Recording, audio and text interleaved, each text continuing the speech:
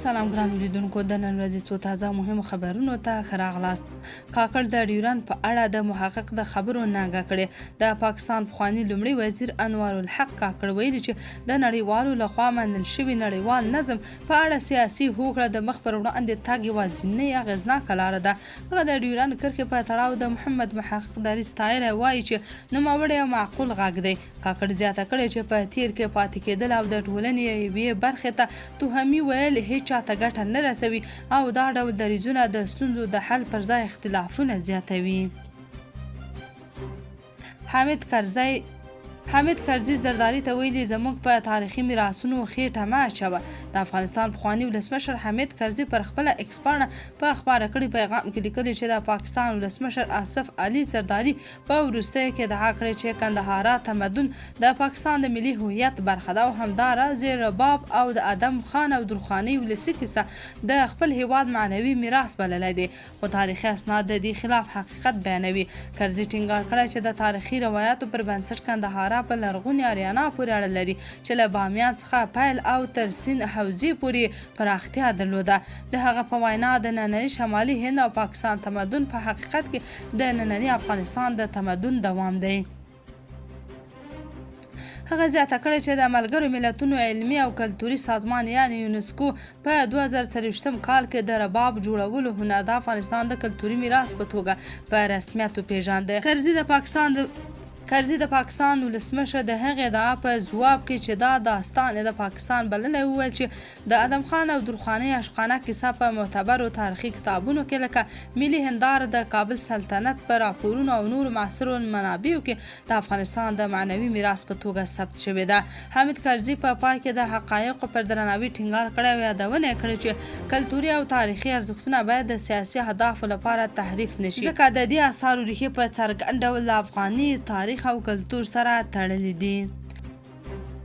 حکیمي محقق ته ویلي چې خپله یو جریب ځمکه نشي ګټلی نو ډیورنډ باید څه وګټي. په جمهوري نظام کې د اطلاعاتو او کلتور وزارت پخواني مرستیال هارون حکیمي د ډیورنډ د فرضي کرښې د رسمیت پیژندنې په اړه د محمد محقق دریځ ته په اشارې سره ویلي چې دا موضوع د 100 میلیونو افغانانو په برخلیک پورې اړه لري او هیڅوک د پلورلو صلاحیت نه لري. حکیمي په کنایه کې ویلي محقق چې له طالبانو څخه خپل یو جریب ځمکه یعنې کور نشي ګټلی نو پاکستان ته 15 لکه کیلو متره مربع افغان خاوره څنګه وربخلی شي. هغه زیاته کړې چې محقق د 2640 کیلومتره اوږدوالي فرضي کرښې د منلو هیڅ ډول قانوني او ملي صلاحیت نه لري. نوموړي ویلي محمد محقق په طبیعي او تکاملي توګه د قوم مشرۍ ته نه دی رسېدلی بلکې د پردي جهاد پر مهال بهرنۍ هیوادونو مطرح کړی او د خپلې سیاسي ګټې لپاره یې کارولی دی. حکیمي د جمهوریت دورې ته په اشارې سره ویلي چې محقق یو خرڅېدونکی سړی و. هغه لیکلي زما په یاد دی چې هر ځل به محقق غوسه شو نو په یو زغروال موټر او یا هم خپلو کسانو ته په یوې عایداتي څوکۍ به بیرته پخلا شو. افغان حکومت او اروپایي ټولنه د افغان کډوالو بیرته ستنولو په اړه خبرې کوي. په بروکسل کې د ډیپلوماتیکو سرچینو ویلي چې احتمال شته په راتلونکو اونیو کې د اروپایي ټولنې او د افغان حکومت ترمنځ د یوه تخنیکي پلاوي خبرې وشي څو افغانستان ته د افغان پناه غوښتونکو د بیرته ستنولو موضوع وڅېړل شي. د راپورونو له مخې دا پلاوی ممکن د دوبي له رسېدو مخکې بروکسل ته راوبلل شي او خبرې به د اروپایي کمیسیون او ځینو غړو هیوادونو په همغږۍ ترسره شي. سرچینې وایي اروپایي استازي د الوتنو د امکاناتو د کابل د هوایي ډګر د ظرفیت او د بیرته ستنول شوو کسانو د وضعیت په اړه معلومات راټولوي. که څه هم تر اوسه رسمي بلنه نه ده لیږل شوې خو د دغو پلانونو په اړه اندېښنې هم راپورته شوي دي.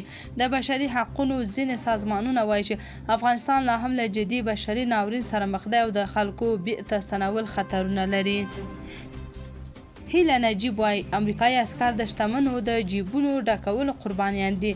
د افغانستان پخواني ولسمشر ډاکټر نجیب الله لور هیله نجیب الله د زلمي خلیلزاد د وروستیو څرګندونو په غبرګون کې ویلي چې خلیلزاد په خپله د خپلو پوښتنو ځواب لري. هغې د امریکا پر نظامي سیستمونو او هغې د امریکا پر نظامي سیستم او د سرتیرو پر وضعیت نیوکه کړې او ویلي دي چې د امریکا ډیری پوځي افسران له بېوزلو کورنیو څخه راځي او په حقیقت کې د قدرت د خاوندانو د ګټو لپاره کارول کیږي. میرمن نجیب الله لیکلي چې دا تل د هغې لپاره د پام وړ وه چې څنګه د امریکا ډیری پوځي افسران له غریبو کورنیو څخه دي. د هغې په وینا له دغو سرتیرو سره د ټولنې چلند هم د هغوی د فقر او په ټولنه کې د هغوی د بې اهمیتۍ له مخې کیږي. هغې ویلي چې امریکا خپل سرتیري د ستراتیژیکو سرچینو د ترلاسه کولو لپاره په جګړو کې کاروي ترڅو یوازې د شتمنو خلکو جیبونه ډک کړي. هیله نجیب الله لیکلي تصور وکړئ دا داسې یو ملت لپاره جنګیږي چې تاسو د خپلو ګټو لپاره کاروي، تاسو د ټول عمر لپاره ټپیان کیږي او تاسو ماشومان په فقر او رواني صدمو کې رالویږي. هغې په اشارې سره ویلي چې خلیزات په خپله په دغو سیاستونو داخل پاتې شوی او د هغو جګړو په پایلو ښه پوهیږي چې سرتیري یوازې د افزارو په توګه کارولي دي. ډونالډ ټرمپ ویلي چې کله ایران سره هوکړه ونه شي د امریکا پوځ د اقدام لپاره بشپړه اماده دی. هغه زیاته کړې چې د امریکا پوځ د اوربند له مودې د خپلو تجهیزاتو د بیا سمبالولو لپاره ګټه اخیستې او که اړتیا شي د بریدونو د بیا پیل لپاره په بشپړ ډول چمتو دی. نوموړي د CNBC سره خبرو کې ویلي چې ښایي ایران هم دې موده کې لږ تر لږه ځان اماده کړی وي. دا په داسې حال کې ده چې د اسلام آباد خبرو لپاره د دواړو هیوادونو پلاوی تر اوسه نه دی حاضر شوی. خلیزاد وايي د ایران جګړې پایله به د ټرمپ تاریخي ځای وټاکي. د افغانستان لپاره د امریکا پخواني ځانګړي استازي زلمي خلیزاد په خپلو وروستیو څرګندونو کې ویلي چې اوس پر دې بحث کول بې ځایه دی چې پر ایران برید سم و او که نه، یا هم آیا پوځي ستراتیژي سمه پلې شوې ده که نه، بلکې اوس یوازې دا مهمه ده چې دا جګړه څنګه پای ته رسیږي. خلیزاد ټینګار کړی چې د دې جګړې د پایلو په اړه د تېروتنو عواقب تر هغه ډېر لوړ دي چې تصور یې کیږي. د هغه په وینا د دې جګړې پایله به د یوې حساسې سیمې یعنې منځني ختیځ راتلونکی شکل وټاکي. نوموړي ویلي چې د ایران د جګړې پای به دا ثابته کړي چې آیا امریکا لا هم په نړۍ کې خپل اعتبار لري او که نه، او دا به په نړیواله کچه د متحده ایالاتو موقف تعریف کړي. خلیزاد په ځانګړې توګه د ټرمپ یادونه کړې ویلي چې په تاریخ کې د ډونالډ ټرمپ نوم او ځایګی همدا اوس په همدې جګړې پورې تړلی او ځوړند دی.